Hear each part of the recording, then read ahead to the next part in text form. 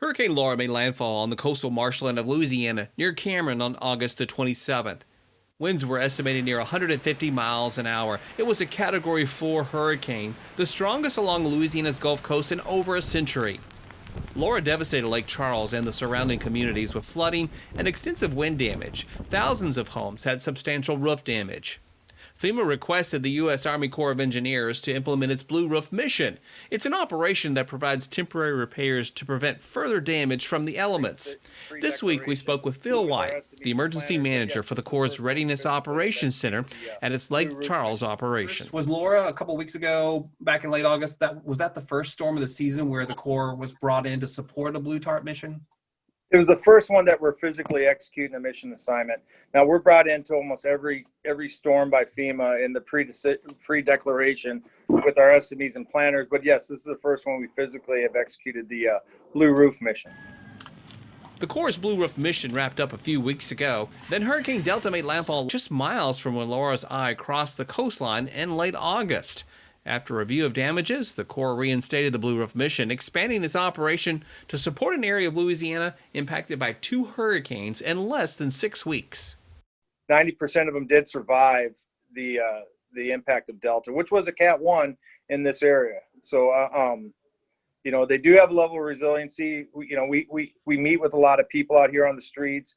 We have received, some thank yous, and people are really impressed with the performance of it that had it done. And one of my deputy commander was out at Walmart yesterday trying to hand out Blue Roof flyers to get people to sign up. And he had people going, I wish I'd have done it because my neighbor did it. So that's a good news story. And again, remember, it's not about us. It's about those survivors having a dry place to live and to be able to continue rebuilding in this local community. We also spoke with Tidal Basin's Director of Housing and Infrastructure, Andre LeBlanc, who is from Louisiana and has experience leading housing missions in major disasters. Of course, dealing with COVID-19 and the situation the world's facing, that puts a layer of difficulty on all forms of response.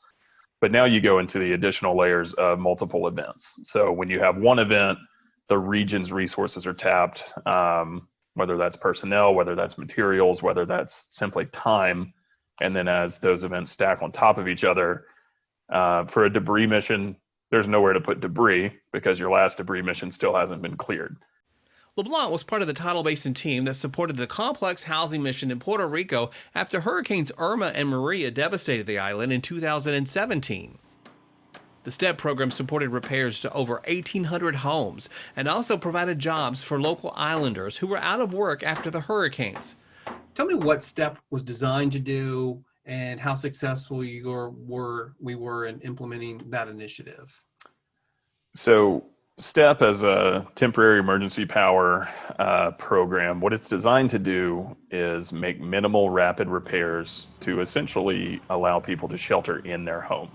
So it's not a full repair program. It's not to make the applicant whole within their home, but it's just to make it safe, secure, sanitary enough that people can literally shelter in their homes while they're aligning, whether through insurance or other programs or local VOADs, to make complete repairs to their home. LeBlanc says the program was a success in its goal to help Puerto Ricans stay near home to support their community's recovery.